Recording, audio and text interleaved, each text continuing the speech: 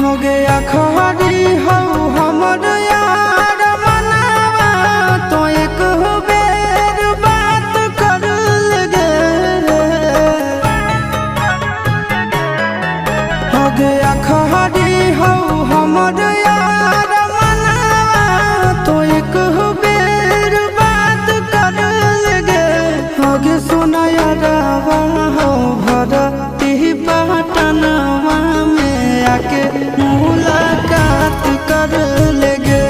आगे सुना यारवा हो भरती पटनवा में आके मुलाकात कर लेगे। आगे चली जाइबौ छोड़ी के दुनिया विदाई अपने हाथ कर लेगे। आगे सुना यारवा हो भर